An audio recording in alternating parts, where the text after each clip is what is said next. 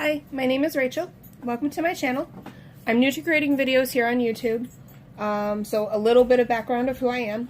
I'm married. I have a 6-month-old puppy who you'll probably hear chewing in the background, and I have a little one due any day now. I'm technically due January 7th, but sometime soon, hopefully she'll show up. I am filming this a little bit late. I do monthly budgets, I do budget recaps, and I may do some other planning related videos. I budget loosely based on the Dave Ramsey plan and his principles, which are the baby steps, which if you're interested I could do a short video on what his 7 baby steps are. If you are at all familiar with his concepts, we're on baby step number 2, which is paying down debt via the debt snowball. I only budget for my share of expenses and my income. My husband does his own form of budgeting. We agree to disagree on that. So my share of expenses are covered by my income. I have my regular work income. I have reimbursement that comes from my husband, my mother, my aunt, and a few other people for various things. So you'll see like sell money or other income in my budget. So if you're at all interested in seeing my budgeting for what I have incoming and what I have outgoing, please just keep watching. So for my budgeting, and I've done this since early 2017, I use an Erin Condren Deluxe Monthly Planner. So this is what I've been using, and I've been working on, you know, the different aspects that work for me in regards to it. So let's get started with the January. I have pre-set up January just because it was easier for me to do so. So I'm going to fill in what I have. So I use just the sticker sheet, the monthly sticker sheet that Erin Condren has, or sticker book. So I will not always have carry forward cash. I'm experimenting with that this month. I'm not sure I like it. So I estimated that I was going to carry forward $127. Due to the change in the taxes, my change in my pre-tax, some of my pre-tax deductions, I'm not exactly sure what my wages are going to be. I get paid every 2 weeks, so my first paycheck is January 5th. Haven't received it yet. Don't know what it's going to be. So I'm estimating, based on what my paychecks were prior to, that I'd get about $1,500 per paycheck. So in the month of January, I'm only getting paid twice. My husband, for the month of January only, I'm estimating him to contribute about $1,200. My other income, again, for the month of January only, this is a little inflated because it's actually an accumulation of a couple of months, because the individual who has been paying me this money fell behind a little bit, asked for a break for Christmas. I had no problem giving it to them.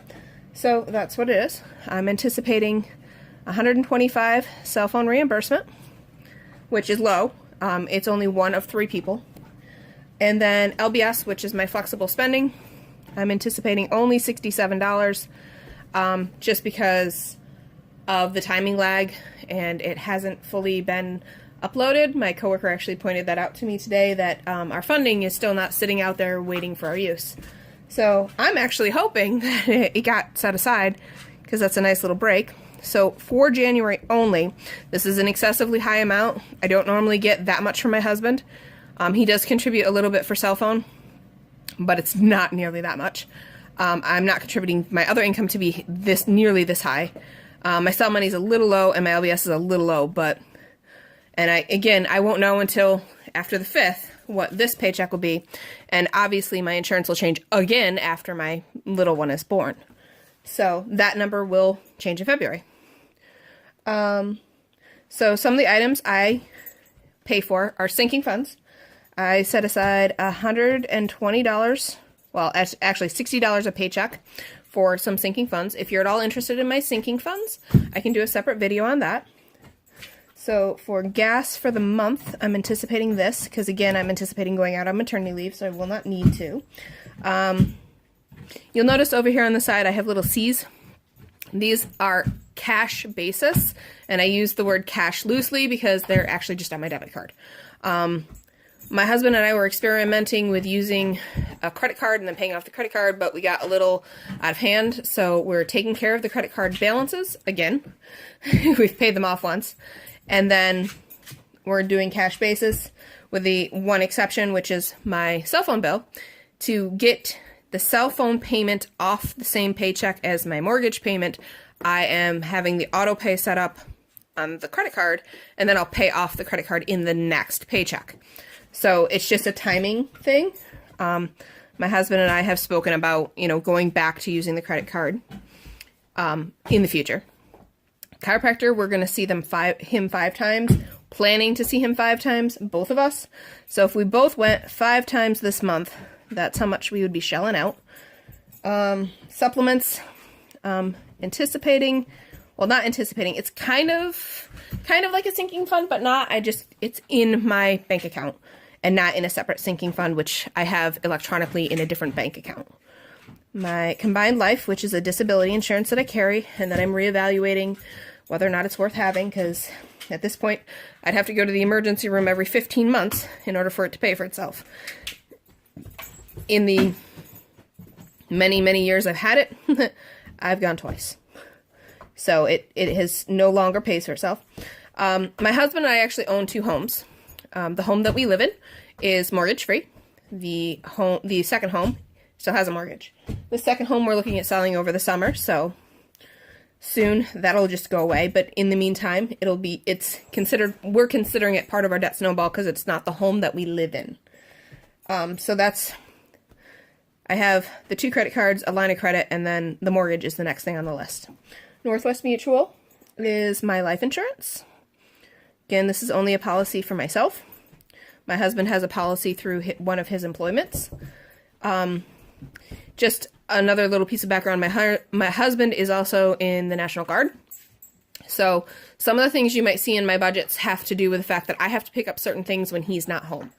Either for weekends, his annual training that lasts 2 weeks, supposedly 2 weeks a year, or if he has to go to school, which he does have to go to school for 3 weeks at some point this spring, and he's possibly going to school in February as well. So I pick up certain things when he's at school, but he can handle the other things. I already know the Verizon bill for the month. It's actually already been charged to the card. Credit card number 1. This is the balance due in total. Credit card number 2. This is the balance due in total. They will both get paid off this month. And then I do a zero-based budget. So my total down here will always match my total up here. So in this case, the line of credit, the difference that I have is that. So this is what I am guessing. Over here, you'll see my income breakdowns. So I track LBS as it comes in. So there are 4 Fridays in January. LBS pays out every Friday. Obviously, I don't anticipate a payment on the 5th because I've made no claims yet. I'm going to my first appointment that's going to generate a claim this afternoon. My other income. So this other income source can be multiple sources. So in this case, I'm only anticipating one source, but there could be more. Cell money. This is the cell phone reimbursement that I get from others. My mom, my aunt, and my husband. And then WFL, which is my employer. I don't mind sharing my real numbers, in part because I work for a public employer, and my income is public knowledge already. My gross income is public knowledge. Now, my gross, and what you see here, which will be my net income, that's all dependent on all my deductions, taxes, pre-post tax, retirement, flexible spending, which is what the LBS is. You know, there's health insurance, the plans I've chosen, You know, all of that determines what my net income is. So showing you my net income, it's a partial picture. I'm not showing you my pay stub to show you all the breakdown of everything. So that is my budget in total. As the month goes through, I'll fill in the actuals, and I'll do a recap in February of my January budget when everything has hit. The other piece of my budgeting is tracking. So these 3 categories are my cash categories. So I will track my expenditures here. So what I'll do is I'll indicate what my budget, what I just budgeted is. Budget for gas was 120. Pardon the angle. I'm trying to keep you in frame. So the budget for the chiropractor was $335. The budget for the supplements was $130. Now, what residual I have of the supplements, if I need to borrow for gas, I will. And any residual will stay on my bank account and carry forward. If at any point I feel, sorry, my dog is nosing the tripod. If at any point I feel that I have too much in reserve for supplements, I will use it to pay off debt. Credit card number 1 and number 2. So number 1 is $2,657, and number 2 is $1,073.34. And then my line of credit, my budget is $861.13. So I pay as I get paid or as money goes into my bank account.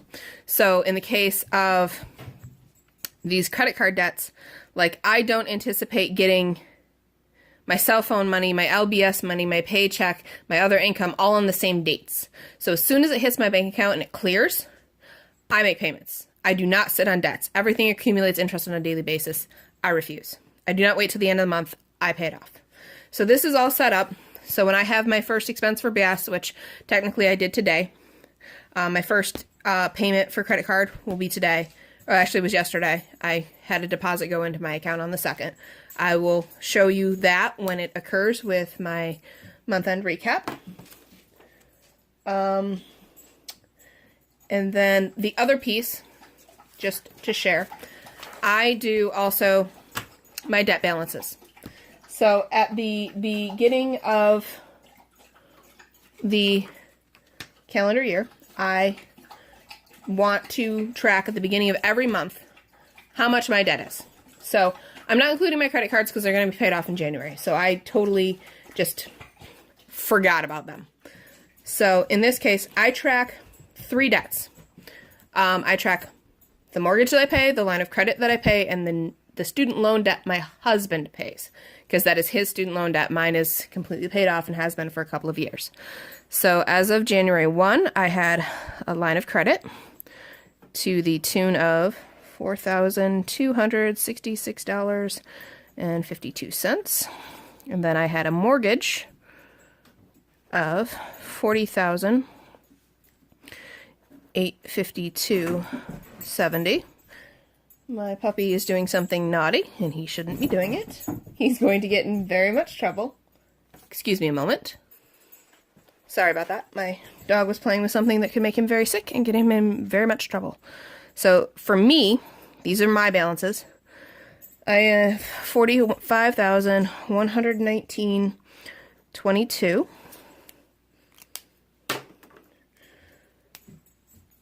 For my husband,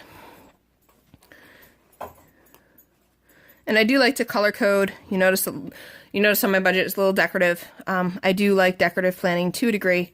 I'm not like super decorative, but making it look a little pretty is nice. So on January 1st, and this one accumulates interest daily. So on January 1st, my husband owed $31,572. Now, part of the reason we track these is we want to be out of debt. The other part is we're looking to sell the house that I have the mortgage on this summer. I'm hoping to cut that at least in half when I go to sell it. If not, I'm not going to be underwater because actually the line of credit's against the same house. So I'm technically not underwater right now. I was for a little while, or at least I felt I was, when I had maxed out my line of credit and my mortgage. I felt like I was underwater with it. At any point in time, I could sell this house and I'd be okay with what we got, because all my extra income that is going to debt would immediately go into savings for the down payment for the next house. When we do go to sell, every residual bit of money that I have goes into savings for the down payment into the next house. But that is our goals. And then I'll plop in after this my February preview, because, pardon me, I do pay by paycheck. So I have my bills segregated by paycheck and how I pay them. That's why I have my Verizon bill going to a credit card to get it off the same paycheck that the mortgage is paid with. Because all my bills are due the 1st, the 9th, the 1st, the 2nd, the 9th, the 15th, and the 16th. Usually my second paycheck for the month falls somewhere after the 15th or 16th. So just easier. But that is it. And after this will be my February preview. And then I'll see you in my next video. Thank you.